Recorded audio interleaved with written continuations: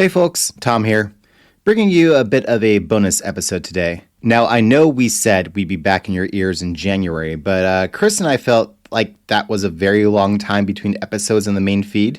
So, today we are giving you a peek behind the Patreon wall with our conversation on that early 2000s absolute banger, A Knight's Tale. And if you're interested in our takes on other movies, the odd concert conversation, and really just us not in total Alpha Flight mode, I mean, that's mostly how we live, but not always, maybe consider joining the Patreon.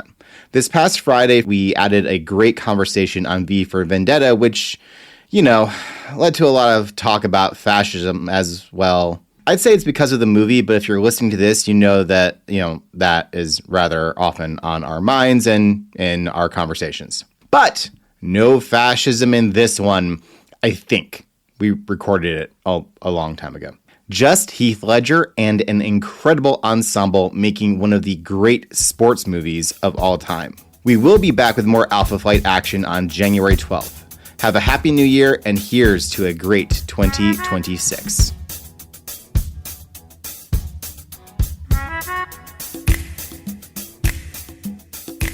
Welcome to Why Not Have a Drink, Episode 3. I'm your host, Tom Flynn. And I'm Chris Baker. We try to make these episodes match a holiday theme when they come out, and since this one is being released on Boxing Day, and boxing is a sport, we're doing a sports movie, the 2001 cinematic classic, A Knight's Tale. That is the most tortured explanation I've ever... You do realize that Boxing Day isn't about the sport of boxing, right? It wasn't covered in Alpha Flight, so I'm learning this for the first time, yes. Okay, that's a really loaded statement. It wasn't covered in Alpha Flight. Moving on, we are once again reaching into the hazy past for another influential movie and making us the weirdos you have come to expect in your podcast feed every other week. While not exactly a well-regarded movie, it was a blast to step back in time to being 20 years old. I tried and was unable to get my teenage daughter to watch this with me, though her very jockish boyfriend was quite interested. You had more luck with your son, though, right? I did, and I think actually the point of your daughter's jockish boyfriend being interested kind of dovetails with this. A Knight's Tale is certainly a bit of an action movie. It is very much, I think, aimed at a certain age demographic. It's youthful. It definitely leans towards a cis heterosexual male gaze, and it definitely accomplishes that. But it's also, and we already mentioned this, it's a sports movie. It is structured in a way that none of the scenes are very long. Even the longer scenes are cut up with action, with quick cuts and all that. And I gotta tell you, I think that really works for the teenage brain. I mean, we see that in social media all the time, right? It bounces around, it keeps them engaged, and it doesn't spend enough time talking for them to lose interest and think that they're reading a book. Oh yeah, it's not like the Christopher Reeve Superman, where you're watching it going, you know what? It's not that this is bad, it's just slow. Yeah, it's a very different style than what they're used to at this point. That's been the hallmark of sports movies for quite some time. I think for a lot of those reasons, it really worked for my son. The music really worked for him. And, honestly, the fact that it was Heath Ledger, and his first experience of Heath Ledger was The Dark Knight. So to see Heath Ledger in this context really kind of opened his eyes to what the hell this actor had going on, and definitely piqued his interest as well. Well, are you going to show him 10 Things I Hate About You? See, that's going to be the test, right? Now, my teenage daughters loved that movie. They said they enjoyed the hell out of it with me, but had no interest in this. And I think it's because that's a rom-com and this is a sports movie. It's clearly a sports movie. It's the movie that your boyfriend drags you to, and there's a love story so that you're not bored during it. But it's really about the dudes busting their hard metal poles on each other, or hard wooden poles on each other. Man, that's not the last time you're going to say something like that in this episode, is it? Nope. I mean, we're definitely going into some gender normative stuff here, but it's not entirely untrue either. Oh yeah, in the themes that we listed out, like sex is one of the themes or the lack thereof. So yeah, we'll get there. So the first thing to address about the movie, I think, is the cast. We've already talked about Heath Ledger, but there's lots of young, hot actors, and I mean young, hot in the sense of they're young and attractive. Nobody knew who most of these people were at the time that this movie came out. And there's a few older veterans for presence. It's a great mix to showcase Heath Ledger, because let's face it, that's what this movie is. This movie is absolutely a vehicle for Heath Ledger. I would also say for Shannon Sossamon a bit. She was also kind of like, I mean, she's the other lead, such as there is another lead, and was definitely kind of on the rise at this point in time. And I think also that youthfulness of the characters plays a huge role in being of interest to teenagers and the like. Now, I was born in 1980, and as I'm looking through the cast list of this movie, I see that Heath Ledger and Shan Sossamon and Kate, the blacksmith, they're all born in the late 70s. And like, there's this whole, crew of the late 70s born people. And then you have Alan Tudyk and Mark Addy, who plays Roland, who are about 5 or 8 years older than that. And then you have the Black Prince and Adamar, who are like 5 years above that. So you have these young people competing against the old folks who are not getting out of their way. And it's noticeable how generational the different shifts are, and how the young people are eager and hungry, and then the older ones know more, but they don't necessarily have the drive to be able to pull it off the way the young ones do. And the old ones have it all, and they don't want to lose it. And it's just a very efficiently told story. Yeah, I don't have anything to add to that point, but what you were just saying did make me think of one element that I think is kind of interesting. Is that oftentimes when you have a lot of sports movies, this is a very broad statement, but frequently sports movies feature teenagers, right? I mean, All the Right Moves, Varsity Blues. I would say Varsity Blues is probably about the same casting age as this. I mean, isn't James Van Der Beek like 35 in that movie or something? But that's actually the point I was going to get to, is that they don't really specify the ages of these characters. You get a sense of who's where based on their position and just physical appearance, but they don't say that Ledger's character, William Thatcher, is 15 or 16. He can be in his 20s. And I think it's actually kind of neat that they aren't like imposing the physical structure of a 20-year-old man into a 17-year-old body here, where in a lot of these other movies, they were absolutely doing those sorts of things. Yeah, if you've ever watched a 17-year-old run, you know that sometimes they just look like they're all made of knees, Yeah, and it's impossible for them to be that strong with that little muscle mass, but it's the miracle of being 17 and having just that much testosterone racing through your body at any given moment. Well, we'll keep talking about Heath Ledger because, well, he's just all over this place. But Alan Tudyk is definitely Alan Tudyk and Paul Bettany are my favorite parts of this whole movie. As in fact, the rest of the movie I don't even care that much about. I care about Watt and I care about Chaucer because they are just the best and they hate each other. They got this Bucky and Falcon vibe going on. I love them. It's often the case that Alan Tudyk and Paul Bettany are everyone's favorite in whatever movie they're in because they're just they just sort of have that charisma on screen, right? Like some people got it, some people don't. And this is Alan Tudyk getting a really wide audience a year before Firefly gets on the air and most people find out who he is. So to me, this is how I got to know Wash, and apparently his characters just get W names. I didn't make that connection until just now.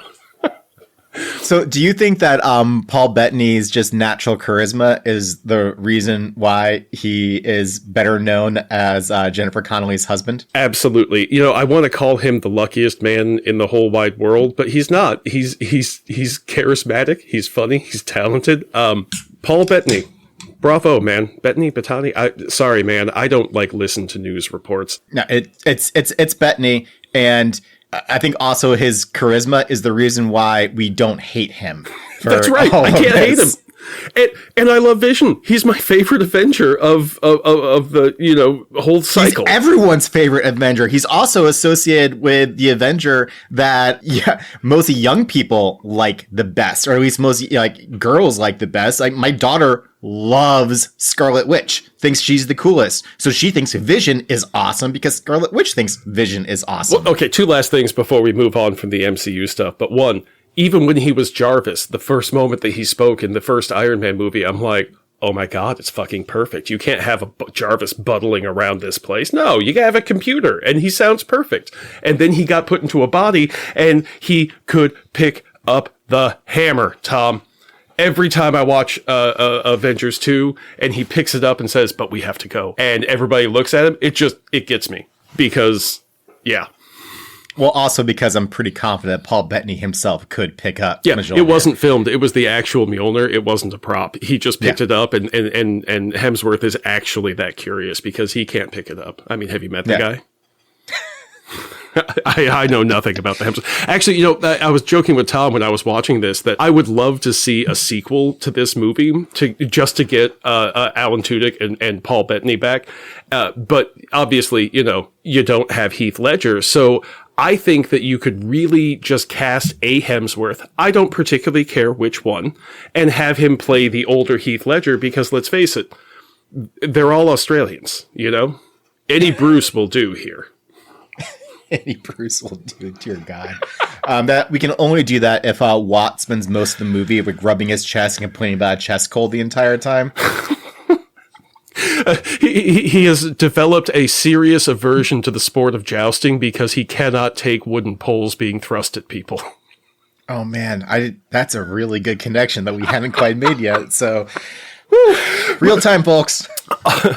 Playing one of the somewhat more mentor types is Mark Addy as Roland. He's a squire alongside of William to their respective knight. That's how but they not meet. like the cool kind of squire who does weapon stuff. He's the kind of squire that makes the clothes and cook. He's the mom of the group, and there's nothing wrong with that. And they never really downplay him or devalue him for having that supportive, feminine-coded role in their little group, because somebody's got to be the mom of the group, right?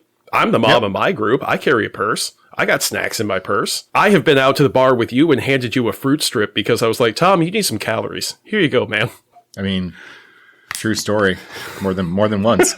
Mark Addy also played Robert Baratheon in Game of Thrones. So, I think we made this comment about one of the actors in Highlander that, if you're a Scottish actor of a certain age and you're not in Highlander and Braveheart, what are you doing? It's just sort of the nature of being a British actor that eventually you will be in 2 to 3 medieval coded productions of some kind. And, that seems to be like the entire biography of James Purefoy, who plays Edward the Black Prince.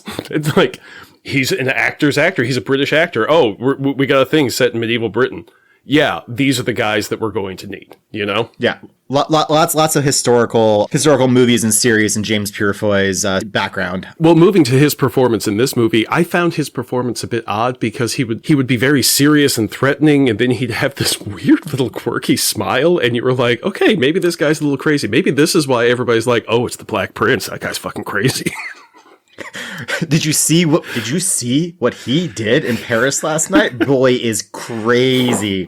Yeah, no, he's great, but it's a nice blending of gravitas and menace, which I think actually is probably a great way to survive as any sort of nobility in the Middle Ages. Is just you got to make sure people think you're serious. They also need to know that you could absolutely throw them in the stocks or just straight up murder them on the street if they so desired. Well, and moving on to straight up murdering you, Adamar was a delightfully menacing presence. He looks weird and a little bit off-putting. He kind of looks like Sid, the from Ice Age, with the eyes.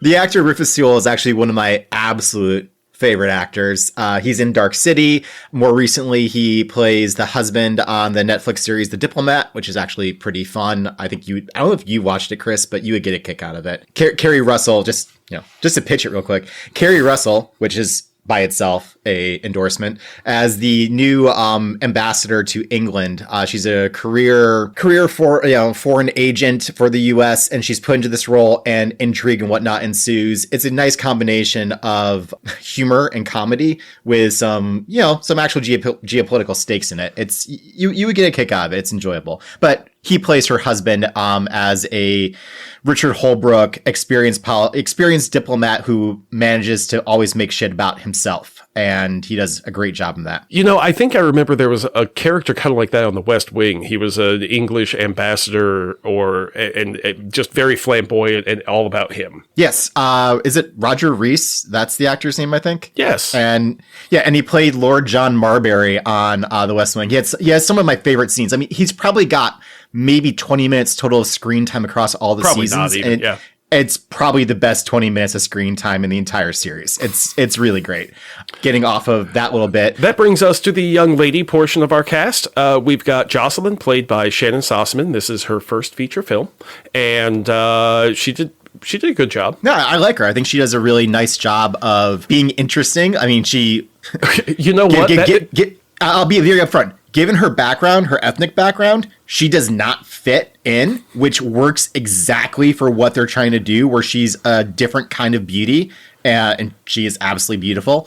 No, I think she does a really good job of being intriguing, being her own person. Subversive, but resigned to the society that she lives in. And that's what I got from her. I would agree with that, but I would also say that like she and Heath Ledger on screen together works really, really well. Like that's the future you want to see for the world. Like those are beautiful people. I took a quick glance at her filmography and I noticed that she's in one of your favorite movies, Chris. She's in Kiss Kiss Bang Bang. Absolutely. Listeners, it just isn't Christmas until Robert Downey Jr. gets drawn into a murder mystery in a noir film. Every Christmas Eve when I put my kids to bed and then I have to go do the dad stuff of setting stuff up and wrapping and things, I put this on because, they're already asleep.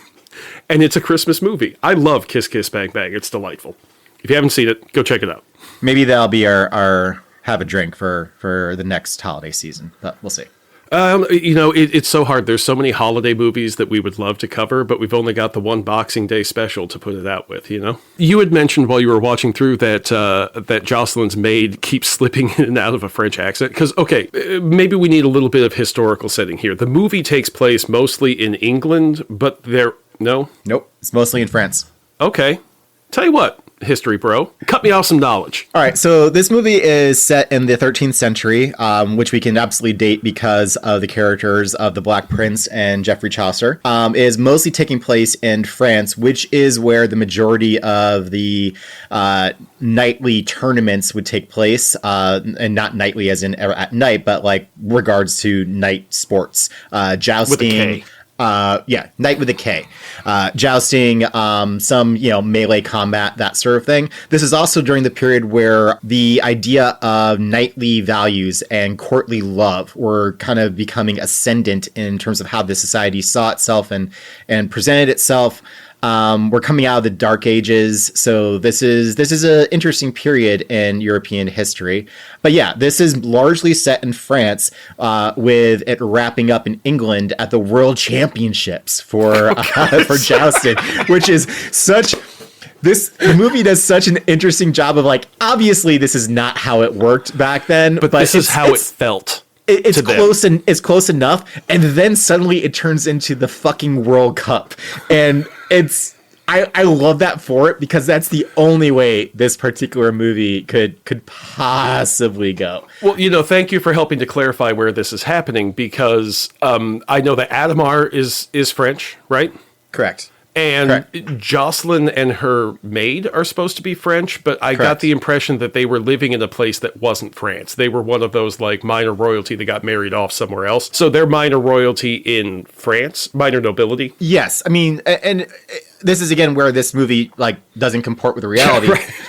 Is that she wouldn't be traveling from tournament to tournament like this. Like she wouldn't be like having a gap year, like going around and checking out all the sites. She would have been married with 4 kids already. Yes. So, I mean, it smooths it out. It's nice. Honestly, not everything has to be completely literal and true to the thing. It gets across the points it's trying to get across. It's fun. That's what this movie's supposed to be. Like, this movie, part of the reason we're doing this is that I described it to Chris as the kind of movie that comes on basic cable while you're at home on the holidays, and you see it, you're like, okay, I guess this is how I'm going to spend the next 2 hours. And you watch this movie with commercial interruption for 2 hours, and you're done, and you're like, that was fun, and you move on with your day. It's that kind of movie. It's perfect for that. They don't make them like they used to. They don't even make them. Are you serious? All right, well, closing out the cast here. So we had mentioned Jocelyn's maid, who is a very minor character, but you said that she slips in and out of her French accent, and looking her up, her name is Berenice Bejo, and she is an French Argentinian actress. So yeah, she actually had the legit French, but she also had that Argentinian going on in the background. And she's trying to speak in English at the same time. So like it's a wild accent. You're listening to it going like, is this what AI is going to sound like? Because it does not quite sound. It doesn't quite sound natural at times. So yeah, we have the French Argentinian maid, and then Chance Osman. You had mentioned her background is diverse. Hawaiian, Dutch, Irish, I think possibly some Filipino. I don't have her entry up in front of me. Yeah, she's a lot of different things coming together into a pretty beautiful person. Well, it sounds like the two of them are just the future liberals want, huh? Yes.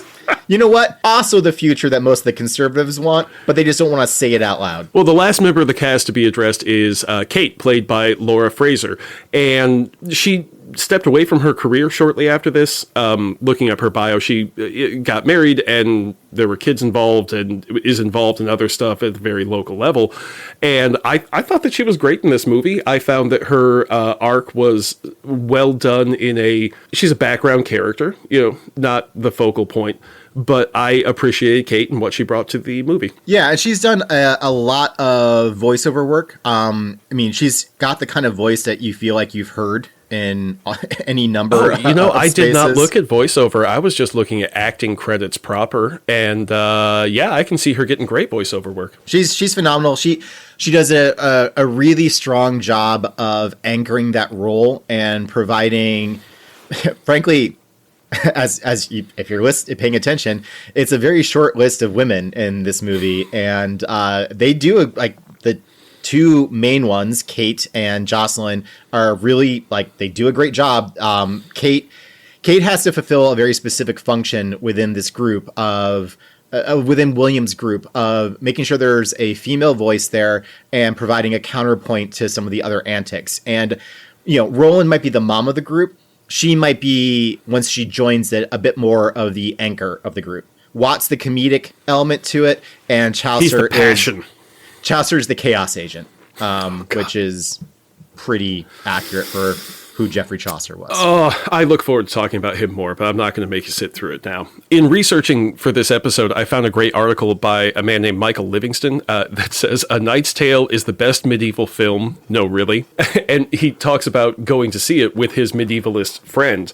And they were talking about how very little of this movie was what it was like, and yet this is what it felt like to them. So the movie starts out with, a title card that gives you some basic historical stuff, which I thought was a great way to just hit the ground running and none of this build-up stuff. And then we've got Queen, and we've got the crowd stamping "We Will Rock You" and getting turkey legs and, cold wine. And it felt like a modern sports scene. But, at this time, the music would have been lutes.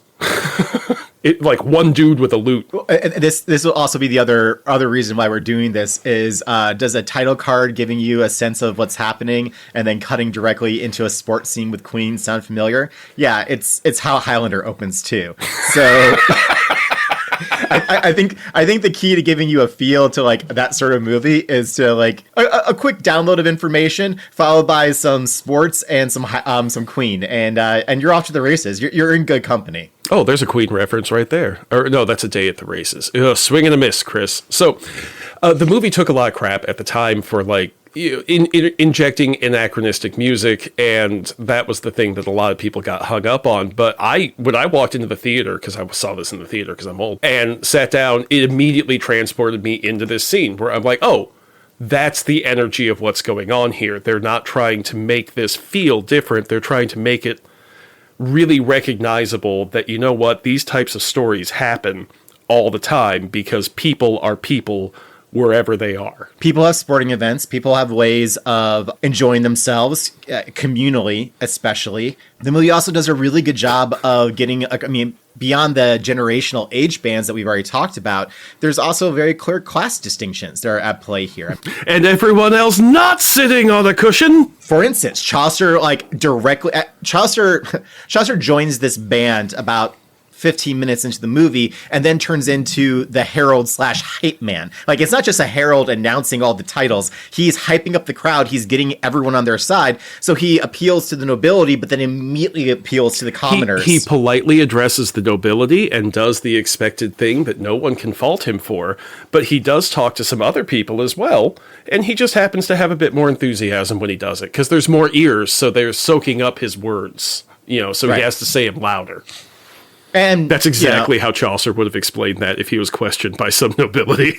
Well, yeah. I mean, also, like, Chaucer is, at this time, people were speaking and writing in what's called Middle English, and it does not sound like we would not be English. able to speak with them if we appeared there. No. I guess this is the moment where I do it. In high school, we read the Canterbury Tales, Chaucer's probably most famous work, and we had to memorize the first 10 lines of it in Middle English at my high school. And I can only remember the first couple, but it's Wanda apro de shorosukta, the drock the march that perse de ruta, and bada de vein and swish le cor, which verdure engendered is the fleur, which is basically when the April showers came, all the plants got fed, is how it translates that to. Man, I have known you for decades, and you are full of surprises, Tom. I'm glad I can still surprise you, bud. But you can hear what eventually becomes English in there, but it's also distinctly not what we speak. I guess with that little bit of information or what have you, like Chaucer, like to your point, though, the idea that this is what Chaucer would have, how he would have described what he does, hundreds of words in the English language are attributed to Chaucer. And not because he created them, he definitely created some of them, probably, most likely, but because he codified them, he wrote them down, and they persisted. So he was both, like, we think of, and this also goes to this medievalist idea of, like, how it felt.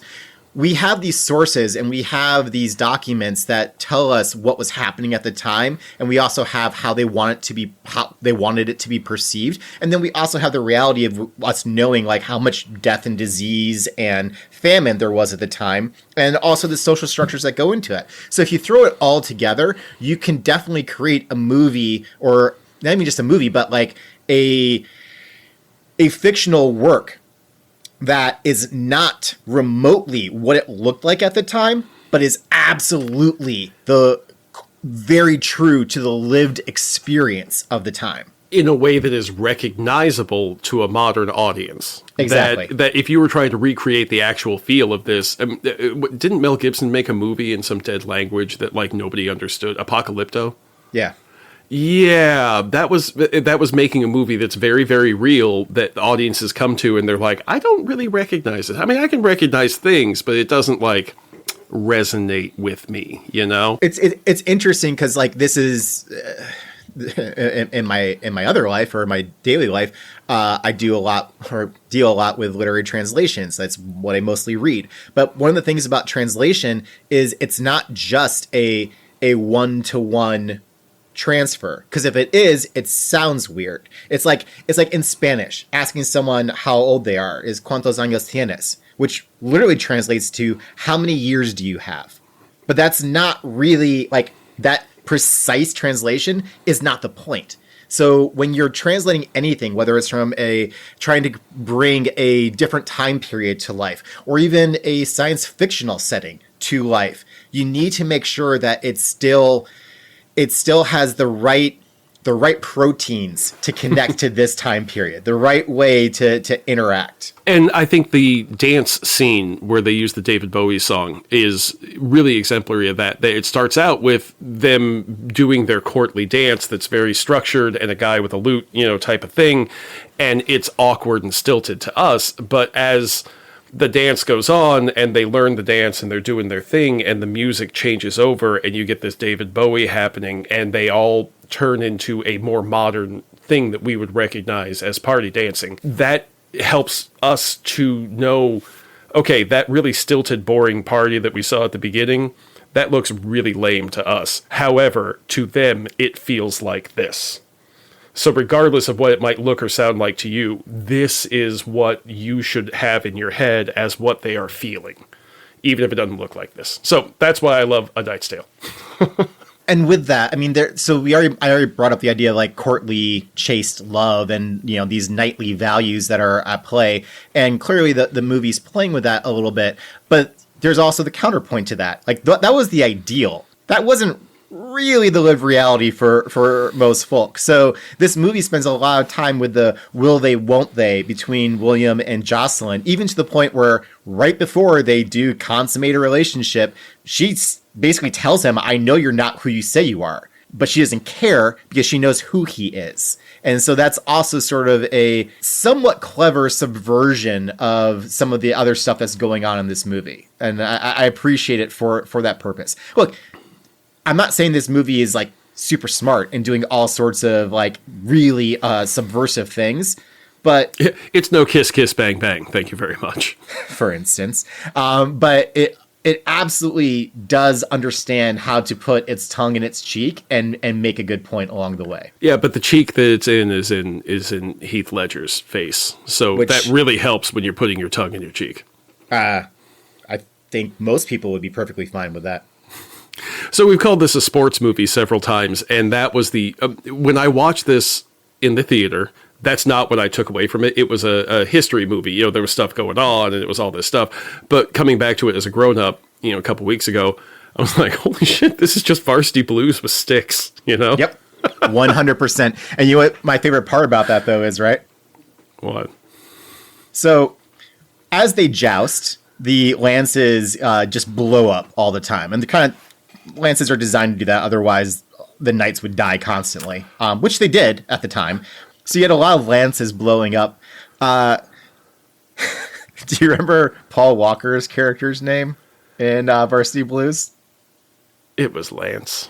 His name was Lance. And how many times did Lance get blown up in Varsity Blues? I read on Reddit that the prop masters, in order to make the lance effect more effective, they hollowed out the lances and they filled them with uncooked spaghetti. So that as it explodes, it looks like splinters. Oh my God. That's why it looks so ridiculously explosive every time. That is both brilliant and kind of upsetting. Like next time I watch this movie, I'm gonna be like, oh, that's spaghetti. I do wish as I was watching it that I had kept a tally of exactly how many lances that we see get broken, because I think it's got to be over 50. I mean, it's a lot. Every 3 minutes, there's at least a couple of dudes getting possibly murdered, Mm-hmm. I liked how they showed registering for the jousting tournament, how Chaucer had to go in and indicate which events he would be competing in, and it honestly felt like a speech tournament to me from high school, like where you would go and you would compete in this event or that event. You can only do so many because scheduling and whatnot, and that made it feel very real and lived in for me. That I was like, I recognize that dynamic. Yeah.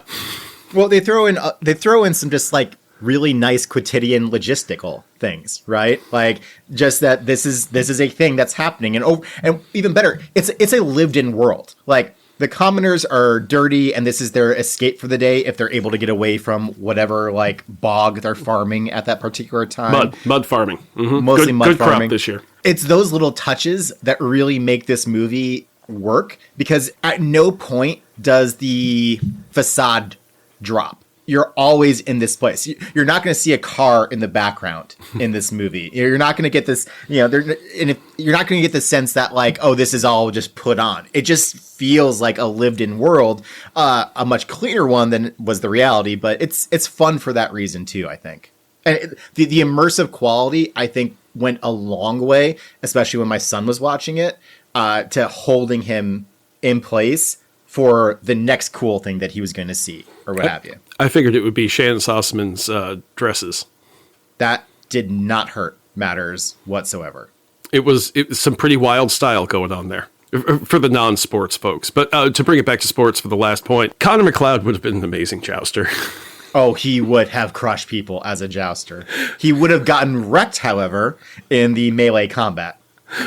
Because swords do not work that way. Because swords do not work that way. I guess another quick point is that Williams' specialty at the start was the melee. Like, it just where broadsword. Would go in with a sword, and they would beat the shit out of each other. Oh, it's like points. boxing. There's points based on where you hit them and how. And you can also, beat someone into submission, and he's very good at that. Yeah, those were horrific, bad sword fighting scenes. I mean, they're 1,000 times better than the ones in Highlander, though. Well, they all had armor, and they weren't actually trying to cut each other's heads off, though. If you were watching, you know what? I don't need to say bad things about Highlander. We're not here to yuck anybody's yum. Definitely not my yum, goddammit. I just want to point out that there is a historic, what is it called? There is an MMA league that is around historical European martial arts. So they start with swords and axes and hammers, and you can then transition to the ground to beat the hell out. It's a lot. I'll send you some links. Please do. This is relevant to my interests. I've mentioned before that I spent some time playing around with swords and learning just a little bit about how the rapier works, and enough to be like, boy, I bet it'd be really fun to put on a suit of armor and swing a greatsword, because I bet that feels fantastic.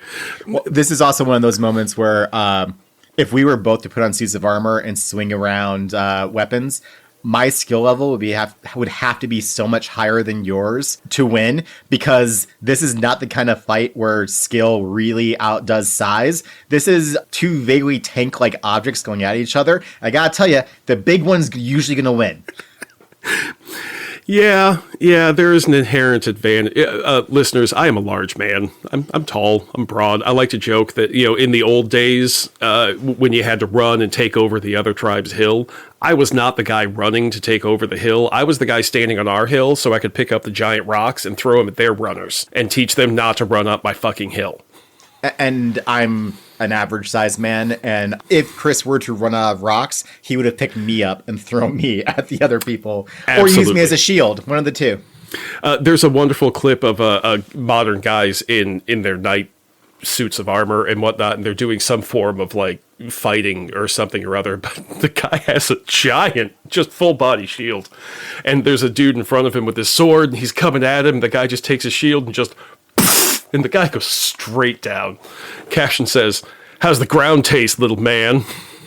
Yeah, we should cut this because it's really not going anywhere. But boy, that's what I think about when I think about being in a suit of armor, is just. So I'll let Tom's creative editing come into play there, or not. So speaking of yucking other people's yums, sex.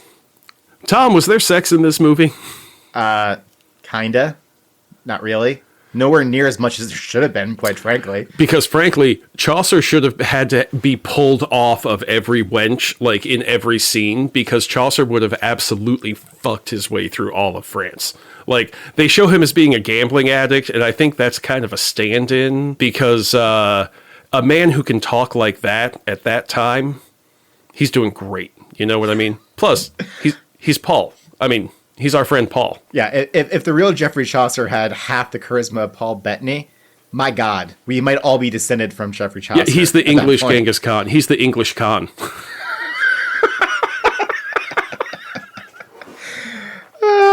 But that's not the reality of this movie. Instead, it's only our hero who gets to have sex. The one time. The one time. But because Chaucer signed off on it and says, "Bet him well, my lady," which was... like, it stood out for being such an unsexy thing to have your bro be like, that's right, stick it to her. It's strange. It's a really, it's probably the only moment in the movie where you're like, ew, when it comes to Chaucer. Like, the dude is naked and dirty and for dumb reasons. Pulling thorns out of his foot with his teeth. And that's not the moment that you say, ew. No, it's that. And, So yeah, it's a shockingly chaste movie because this isn't about sex. It's about sports. It's about William winning. And then they add on this whole other story about how him winning means that he changes his stars and he becomes noble and, all this stuff. The same thing that every high school football player thinks is going to happen when they win state, Yep. Every wrestler. I mean, Vision Quest with Matthew Modine is all about. Have you seen that? No, I have not. Oh, I'm it's sorry. great. I don't mean to sound dismissive. I was just like, no, I don't think I've even heard of that. It's great. I am not a sports movie guy, though. It's a wrestling movie, and he is a good wrestler in high school. He's entering his senior year, and he decides that he may or may not be going to college. His life is just, this might be the peak of his life, and he decides that he needs to change things. So he decides that he needs to drop weight to compete at a different class, and it's all about him trying to do something different, and he's basically gunning for the best wrestler in the state at the weight class 2 weight classes below him, who's regarded as going to be the future Olympian, all this. And he's like, you know what? No, not while I'm here. Fuck that guy. He's basically like, my life could be whatever. I don't know what my life's going to be after this, but what I can do is I can try and take this motherfucker out. And I have to say, that doesn't sound like the most noble of intention. Oh, absolutely not. But it is great. And you're watching Matthew Modine literally get skinnier as he's trying to make weight. There's so many terrible lessons to take from this movie. It does not mean it's not a good movie. My cousin was a very accomplished wrestler through high school and college, and I do recall Thanksgivings with him, mostly him just sitting there looking sad that he can't eat. Folks, if you've never met a wrestler in your life, just know that is the most dangerous person you're really ever going to encounter. And if they're a farm boy who's a wrestler, leave. They have a grip strength that you don't ever want to encounter. You are not breaking that grip. You're theirs. That's just how it works. Always carry a lighter in your pocket so that when they get a hold of you, you can hold the flame to their hand and make them let go, because that's your only option. And hope they haven't lost sensitivity in their hands, because that also happens. So, well, I hate to put it here, Tom, but since we are talking about sex, the bad guy, Count Adamar, is it Count? I think so. I think so. Anyway, he was a military leader. He had the 3 companies, they said, but apparently committing war crime. Sorry, free companies, not 3 companies. Oh, free. Oh, okay. Well, it's the French accent, I guess. Well, they did say that he was pulled away from the front because his troops were being too vicious. So there was a lot of raping going on there, I'm going to guess. Because Adamar seems like the type of dude who would try to keep his soldiers happy and create a bad feedback loop there, Yeah, within the context of the movie, Adamar appears at the first major tournament where Williams shows up under an assumed identity, Ulrich von Liechtenstein. Who was a real person. Who was a German poet, who was one of the first major espousers of knightly values and courtly love, and in his writings was trying to make a distinction between nobility and knighthood, which is interesting. Not the way that it plays out in this movie, where just by being a noble person, you can be aspired to be a knight, but more saying that knights have a different set of core values than nobles do. So he was like a proto-Nietzsche? I wouldn't even go that far. I don't even want to really get into what he probably would have been. Anyway, William shows up with forged documents provided by Chaucer as Ulrich von Liechtenstein to compete in this tournament, which is where he first encounters Jocelyn, and where Adamar is there, and it eventually becomes clear that he is in the process of scoping out a wife in Jocelyn. Mm-hmm. And Adamar joins the tournament at the end, basically just to beat William, because he's a better jouster. And I'm bringing this up specifically because Adamar makes a says after he defeats William that you have been weighed, you've been counted, you've been found unworthy. Measured. You have been weighed, you have been measured, and you have been found wanting. Wanting. Thank you. Why do I remember this for 23 years, Yeah, I know, right? Well, interestingly, that's actually a reference to the book of Daniel.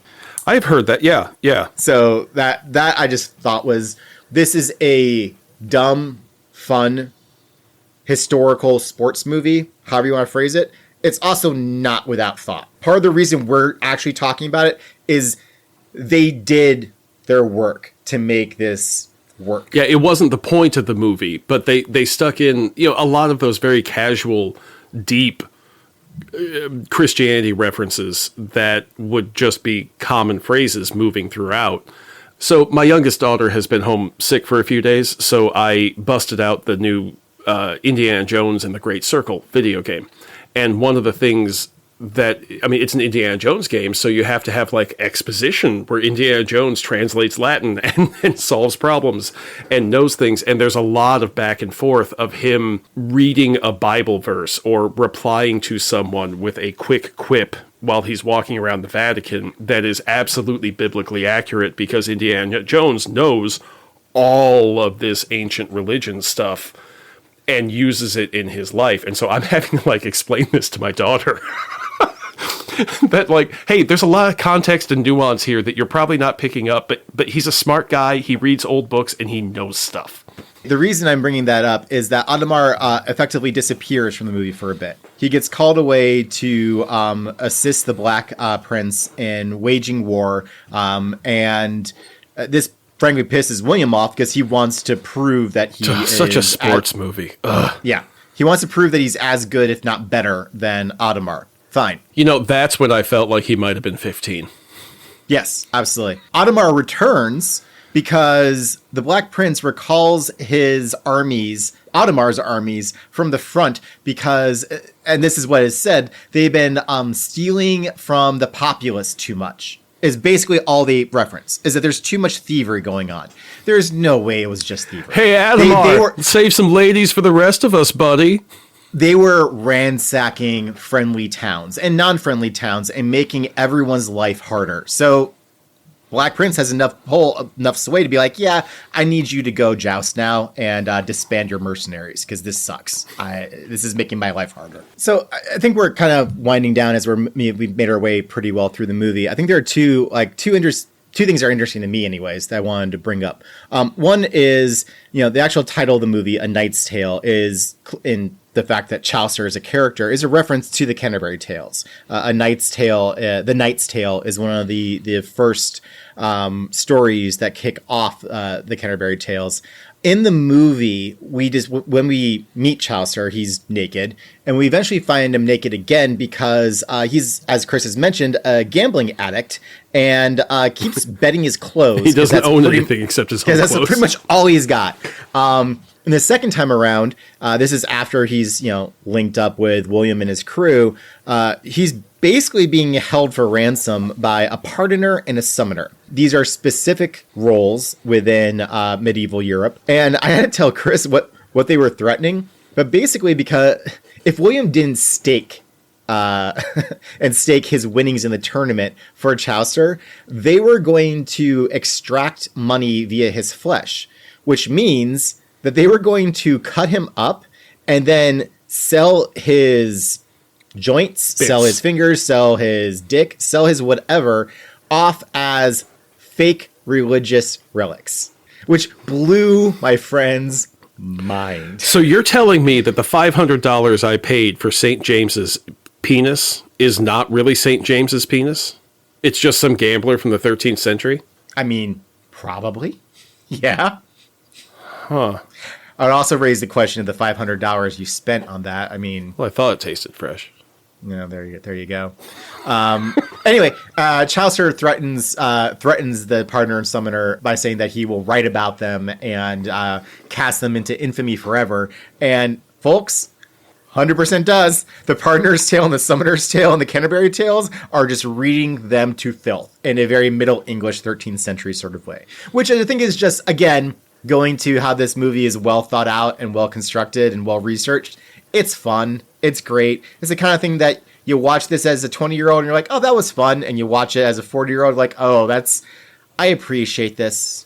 I appreciate this. And I think that the reason that it stands up better as an adult watching it compared to something like Varsity Blues, which is very similar, is that it doesn't have that over-the-top sexual content. And it has actual, smart book-reading people who are building this stuff underneath it and making the infrastructure that the movie hangs across, in a way that it's not just, cool music and sports and girls in whipped cream bikinis. And I will say that makes this a much more enjoyable watching experience for me with my son. So yeah, apparently it's a theme that I watch the movies we cover for this with with my son. So we're probably gonna do Varsity Blues, guys. It's gonna be great, but I'm gonna have to watch that with Ned, and that's gonna feel weird. So, but Boondock Saints won't feel weird. Ultra violence is different. I mean, the kid plays Fortnite. That is what it is. Last point I just wanted to quickly bring up. We should do Election just to make you watch Election with your son. I watched Election. We were visiting. It was the first time I've ever visited the college that we went to before we were there. And my mom came with me, and we stayed in a bed and breakfast, and we rented a movie. And we got Election because we didn't know anything about it. And I watched Election with my mother in a bed and breakfast in Connecticut, Tom. That's fun. No, there was nothing fun about it. There is nothing fun about any word of that sentence, Tom.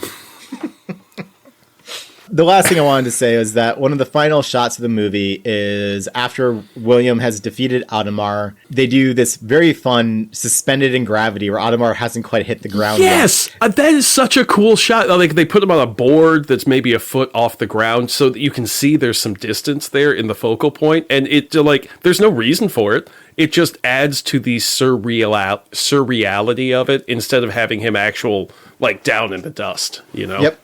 And each member of Williams' team appears and, says the exact same thing to Audemars that Audemars said to William.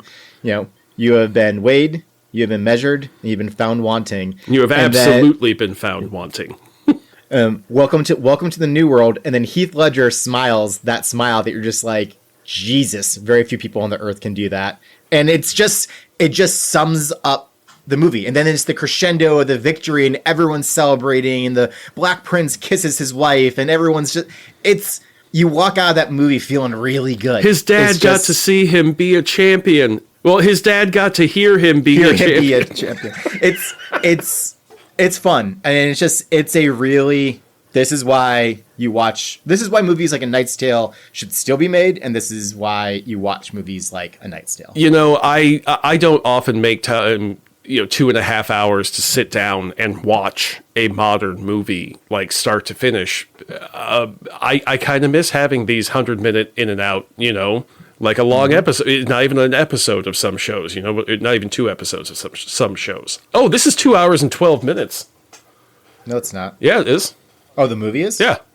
Oh, wow. It doesn't feel like it, does it? Feel like that one bit. Yeah, here I am saying, oh yeah, I miss these 100-minute movies in and out. No, Idiocracy is like 89 minutes.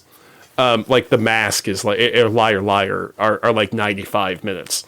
This is 2 hours and 12 minutes. In 2001, that is an interminable length for a movie. This speaks to today because this feels like a very, very tight 2 hours and 12 minutes. Yeah, I would not have guessed that even after having watched it and knowing how long it is. So and thinking back over it, I'm not sure what I would cut. Yeah. This is pretty solid. Yeah. Well, listeners, we hope that you enjoyed remembering watching this movie with us, because that's kind of what we're going for with these episodes. And if you haven't seen this movie, hopefully you check it out and leave us a comment. Let us know what you think, because we'd love to hear from you. And with that, thanks for joining us for what has to be the most TNT-esque have a drink episode we're likely to do. Maybe.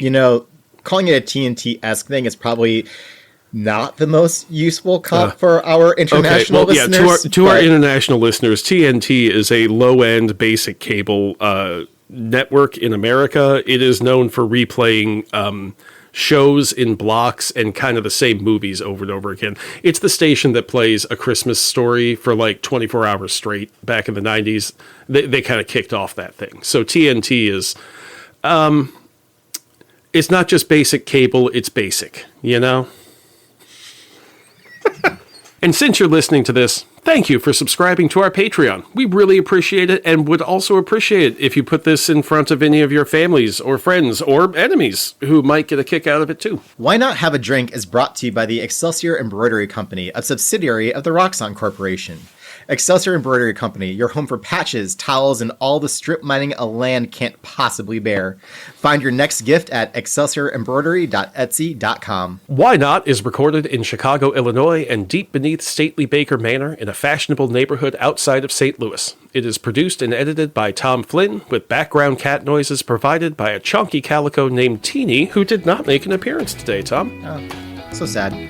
Until next time. See ya.